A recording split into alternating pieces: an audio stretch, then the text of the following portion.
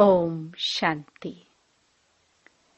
23 फरवरी 2024 बाबा के महावाक्य।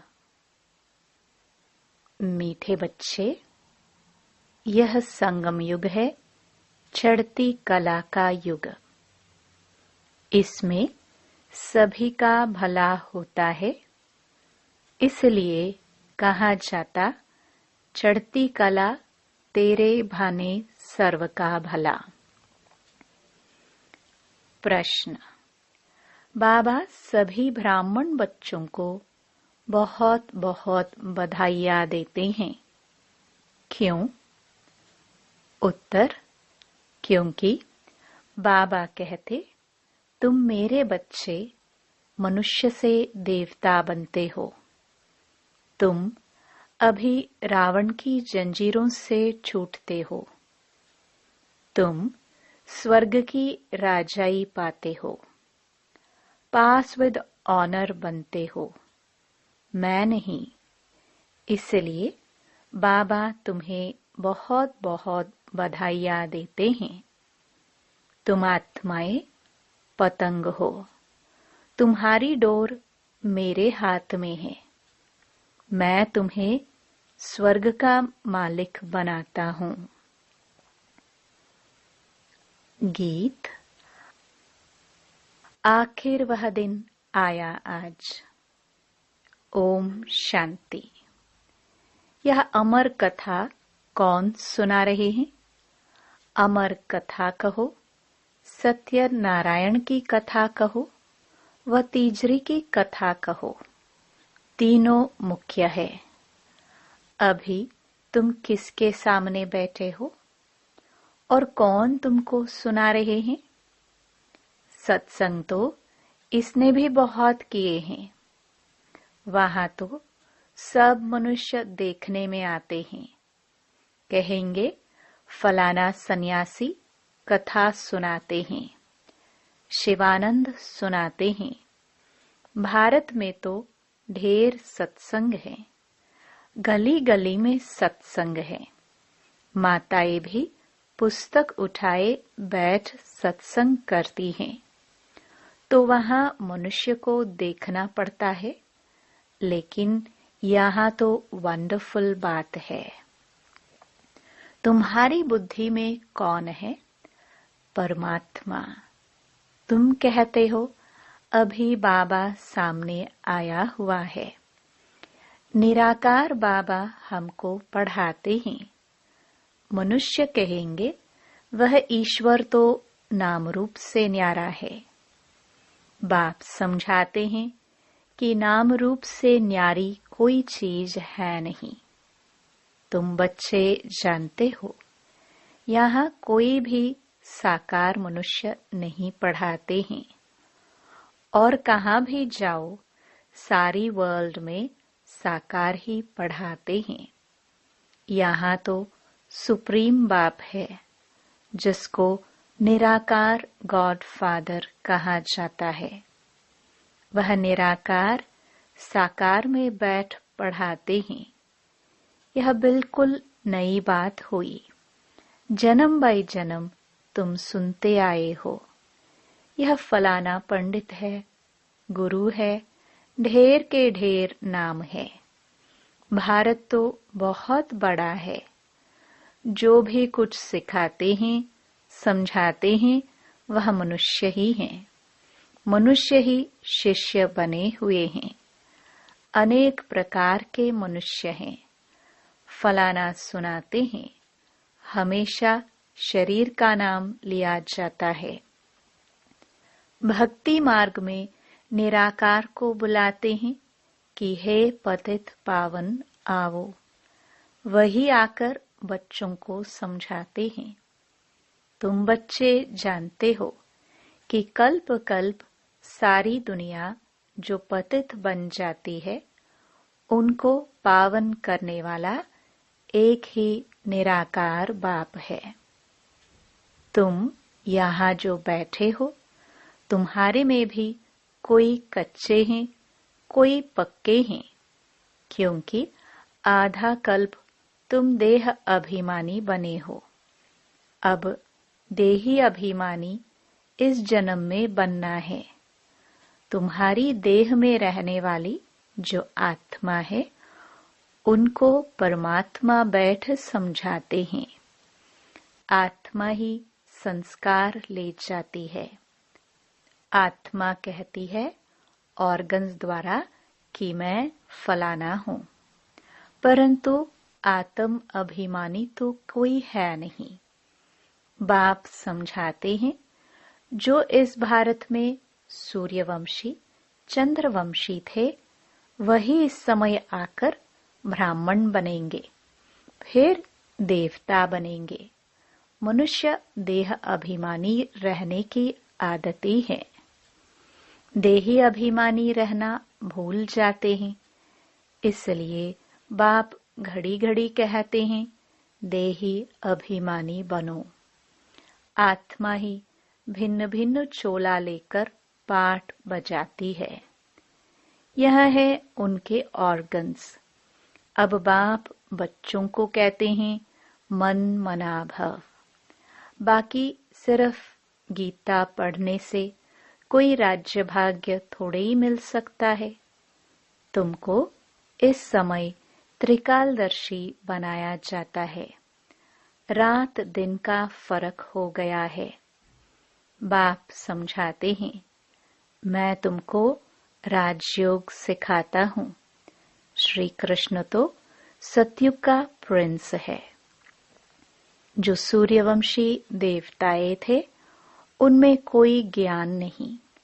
ज्ञान तो प्राय लोप हो जाएगा। ज्ञान है ही सद्गति के लिए। सतयुग में दुर्गति में कोई होता ही नहीं। वह है ही सतयुग। अभी है कलयुग। भारत में पहले सूर्यवंशी 8 जन्म, फिर चंद्रवंशी 12 जन्म। यह एक जन्म अभी तुम्हारे सबसे अच्छा जन्म है। तुम हो प्रजापिता ब्रह्मा मुख वंशावली। यह है सर्वोत्तम धर्म। देवता धर्म सर्वोत्तम धर्म नहीं कहेंगे। ब्राह्मण धर्म सबसे ऊंच है। देवताएं तो प्रारब्ध भोगते हैं। आजकल बहुत सोशल वर्कर हैं। तुम्हारी है रूहानी सर्विस। वह है जिस्मानी सेवा करना। रूहानी सर्विस एक ही बार होती है। आगे यह सोशल वर्कर आदि नहीं थे। राजा रानी राज्य करते थे। सतयुग में देवी देवता थे। तुम ही पूज्य थे, फिर पुजारी बने। लक्ष्मी नारायण द्वापर में जब वाम मार्ग में जाते हैं तो मंदिर बनाते हैं। पहले पहले शिव का बनाते हैं। वह है सर्व का सद्गति दाता, तो उनकी जरूर पूजा होनी चाहिए। शिव बाबा ने ही आत्माओं को निर्विकारी बनाया था ना। फिर होती है देवताओं की पूजा। तुम ही पूज्य थे, फिर पुजारी बने। बाबा ने समझाया है चक्र को याद करते रहो। सीढ़ी उतरते उतरते एकदम पट पर आकर पड़े हो। अब तुम्हारी चढ़ती कला है। कहते हैं चढ़ती कला तेरे भाने सर्व का भला। सारी दुनिया के मनुष्य मात्र की अब चढ़ती कला करता हूं। पतित पावन आकर सबको पावन बनाते हैं। जब सतयुग था तो चढ़ती कला थी और बाकी सब आत्माएं मुक्ति धाम में थी। बाप बैठ समझाते हैं मीठे मीठे बच्चों, मेरे जन्म भारत में ही होता है। शिव बाबा आया था, गाया हुआ है, अब फिर आया हुआ है। इसको कहा जाता है राजस्व अश्वमेध अविनाशी रुद्र ज्ञान यज्ञ। स्वराज्य पाने के लिए यज्ञ रचा हुआ है। विघ्न भी पड़े थे, अब भी पड़ रहे हैं। माताओं पर अत्याचार होते हैं। कहते हैं बाबा हमको यह नंगन करते हैं, हमको यह छोड़ते नहीं हैं। बाबा हमारी रक्षा करो। दिखाते हैं द्रौपदी की रक्षा हुई। अभी तुम 21 जन्मों के लिए बेहद के बाप से वर्षा लेने आए हो। याद की यात्रा में रहकर अपने को पवित्र बनाते हो। फिर विकार में गए तो खलास, एकदम गिर पड़ेंगे। इसलिए बाप कहते हैं पवित्र जरूर रहना है। जो कल्प पहले बने थे वही पवित्रता की प्रतिज्ञा करेंगे। फिर कोई पवित्र रह सकते हैं, कोई नहीं रह सकते हैं। मुख्य बात है याद की। याद करेंगे, पवित्र रहेंगे और स्वदर्शन चक्र फिराते रहेंगे तो फिर ऊंच पद पाएंगे। विष्णु के 2 रूप राज्य करते हैं ना, परंतु विष्णु को जो शंख चक्र दे दिया है वह देवताओं को नहीं था, लक्ष्मी नारायण को भी नहीं था। विष्णु जो सूक्ष्म वतन में रहते हैं उनको चक्र के नॉलेज की दरकार नहीं है। वहां मूवी चलती है। अभी तुम जानते हो कि हम शांति धाम के रहने वाले हैं। वह है निराकारी दुनिया। अब आत्मा क्या चीज है वह भी मनुष्य मात्र नहीं जानते। कह देते आत्मा सुपरमात्मा। आत्मा के लिए कहते हैं एक चमकता हुआ सितारा है जो भ्रकटी के बीच रहता है। इन आंखों से देख न सके। भल कोई कितना भी कोशिश करे, शीशे आदि में बंद करके रखे कि देखे कि आत्मा निकलती कैसे है। कोशिश करते हैं परंतु किसको भी पता नहीं पड़ता है आत्मा क्या चीज है, कैसे निकलती है। बाकी इतना कहते हैं आत्मा स्टार मिसल है। दिव्य दृष्टि बगैर उसको देखा नहीं जाता। भक्ति मार्ग में बहुतों को साक्षात्कार होता है। लिखा हुआ है अर्जुन को साक्षात्कार हुआ, अखंड ज्योति है। अर्जुन ने कहा हम सहन नहीं कर सकते। बाप समझाते हैं इतना तेजोमय आदि कुछ है नहीं। जैसे आत्मा आकर शरीर में प्रवेश करती है, पता थोड़ी पड़ता है। अब तुम भी जानते हो कि बाबा कैसे प्रवेश कर बोलते हैं। आत्मा आकर बोलती है। यह भी ड्रामा में सारी नोंद है। इसमें कोई के ताकत की बात नहीं। आत्मा कोई शरीर छोड़ जाती नहीं है। यह साक्षात्कार की बात है। वंडरफुल बात है ना। बाप कहते हैं मैं साधारण तन में आता हूँ। आत्मा को बुलाते हैं ना। आगे आत्माओं को बुलाकर उनसे पूछते भी थे। अभी तो तमो प्रधान बन गए हैं ना। बाप आते ही इसलिए हैं कि हम जाकर पतितों को पावन बनाए। कहते भी हैं 84 जन्म, तो समझना चाहिए कि जो पहले आए हैं उन्होंने ही जरूर 84 जन्म लिए होंगे। वह तो लाखों वर्ष कह देते हैं।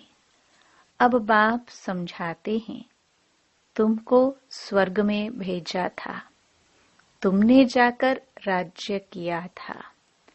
तुम भारतवासियों को स्वर्ग में भेजा था, राजयोग सिखाया था संगम पर। बाप कहते हैं, मैं कल्प के संगम युगे आता हूँ।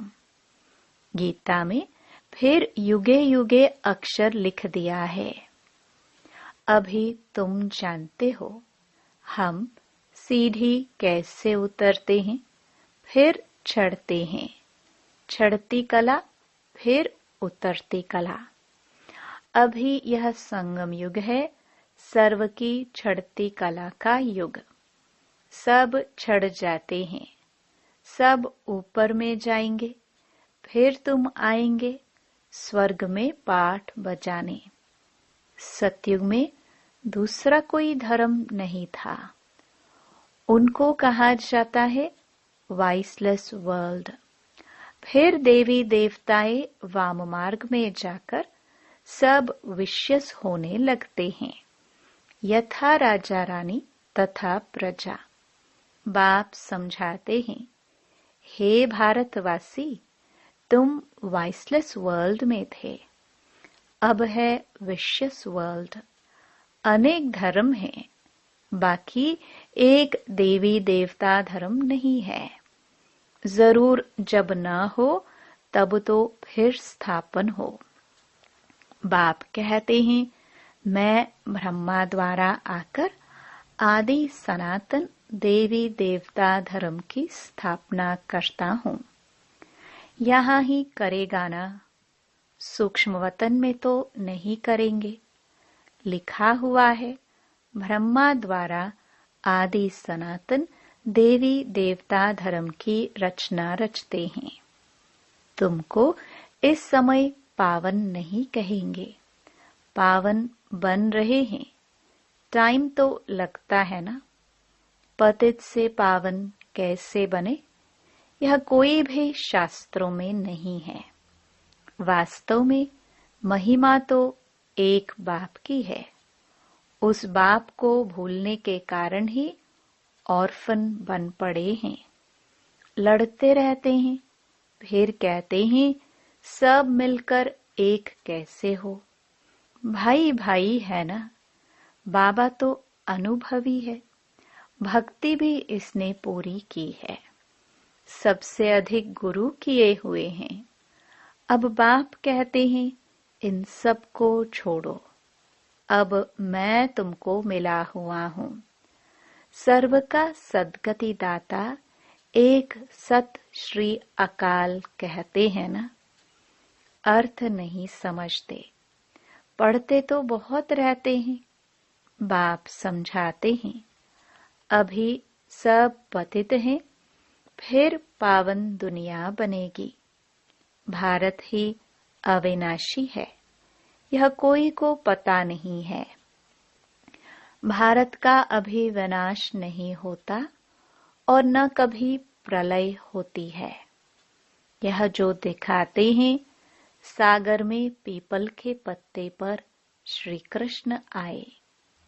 अब पीपल के पत्ते पर तो बच्चा आ ना सके। बाप समझाते हैं, तुम गर्भ से जन्म लेंगे, बड़े आराम से। वहां गर्भ महल कहा जाता है, यहाँ है गर्भ जेल। सतयुग में है गर्भ महल। आत्मा को पहले से ही साक्षात्कार होता है। यह तन छोड़ दूसरा लेना है। वहां आत्म अभिमानी रहते हैं। मनुष्य तो न रचयिता को न रचना के आदि मध्य अंत को जानते हैं। अभी तुम जानते हो, बाप है ज्ञान का सागर। तुम मास्टर सागर हो, तुम आत्माएं हो नदियां, और यह गोप है ज्ञान मान सरोवर। यह ज्ञान नदियां हैं, तुम हो सरोवर। प्रवृत्ति मार्ग चाहिए ना। तुम्हारा पवित्र गृहस्थ आश्रम था, अभी पतित है। बाप कहते हैं, यह सदैव याद रखो कि हम आत्मा हैं। एक बाप को याद करना है। बाबा ने फरमान दिया है, कोई भी देहधारी को याद न करो। इन आंखों से जो कुछ देखते हो वह सब खत्म हो जाना है। इसलिए बाप कहते हैं, मन मना भव, मध्याजी भव। इस कब्रिस्तान को भूलते जाओ। माया के तूफान तो बहुत आएंगे, इनसे डरना नहीं है। बहुत तूफान आएंगे, परंतु कर्मेंद्रियों से कर्म नहीं करना है। तूफान आते हैं तब जब तुम बाप को भूल जाते हो। यह याद की यात्रा एक ही बार होती है। वह है मृत्यु लोक की यात्रा है। अमर लोक की यात्रा यह है। तो अब बाप कहते हैं, कोई भी देहधारी को याद न करो। बच्चे शिव जयंती की कितनी तारे भेजते हैं। बाप कहते हैं, तत्त्वम। तुम बच्चों को भी बाप बधाइयां देते हैं। वास्तव में तुमको बधाइयां हो, क्योंकि मनुष्य से देवता तुम बनते हो। फिर जो पास विद ऑनर होगा उनको जास्ती मार्क्स और अच्छा नंबर मिलेगा। बाप तुमको बधाइयां देते हैं कि अब तुम रावण की जंजीरों से छूटते हो। सभी आत्माएं पतंगे हैं। सबकी रस्सी बाप के हाथ में है। वह सबको ले जाएंगे। सर्व के सद्गति दाता है। परंतु तुम स्वर्ग की राजाई पाने के लिए पुरुषार्थ कर रहे हो। अच्छा, मीठे मीठे सिखिलदे बच्चों प्रति माता पिता बाप दादा का याद प्यार और गुड मॉर्निंग। रूहानी बाप की रूहानी बच्चों को नमस्ते। धारणा के लिए मुख्य सार। पहला, पास विद ऑनर होने के लिए एक बाप को याद करना है, किसी भी देहधारी को नहीं। इन आंखों से जो दिखाई देता है उसे देखते भी नहीं देखना है। दूसरा, हम अमर लोक की यात्रा पर जा रहे हैं, इसलिए मृत्यु लोक का कुछ भी याद न रहे। इन कर्मेंद्रियों से कोई भी विकर्म न हो, यह ध्यान रखना है। वरदान, अपने शिक्षा स्वरूप द्वारा शिक्षा देने वाले शिक्षा संपन्न योग्य शिक्षक भव। योग्य शिक्षक उसे कहा जाता है जो अपने शिक्षा स्वरूप द्वारा शिक्षा दे। उनका स्वरूप ही शिक्षा संपन्न होगा। उनको देखना चलना भी किसको शिक्षा देगा। जैसे साकार रूप में कदम कदम पर कदम कदम हर कर्म शिक्षक के रूप में प्रैक्टिकल में देखा, जिसको दूसरे शब्दों में चरित्र कहते हैं। किसी को वाणी द्वारा शिक्षा देना तो कॉमन बात है, लेकिन सभी अनुभव चाहते हैं, तो अपने श्रेष्ठ कर्म श्रेष्ठ संकल्प की शक्ति से अनुभव कराओ। स्लोगन, संकल्पों की सिद्धि प्राप्त करने के लिए आत्म शक्ति की उड़ान भरते चलो। ये अव्यक्त इशारे एकता और विश्वास की विशेषता द्वारा सफलता संपन्न बनो। संगठन को एकता के सूत्र में पिरोने के लिए वाणी की शक्ति पर विशेष ध्यान दो। वाणी सदा निर्मल हो, कम बोलो, धीरे बोलो और मीठा बोलो। सम्मानजनक बोल ही बोलो। अभी तक साधारण बोल ज्यादा है। अलौकिक बोल हो, फरिश्तों के बोल हो, हर बोल मधुर हो। अभी इस बात पर अंडरलाइन करो, तब प्रत्यक्षता होगी।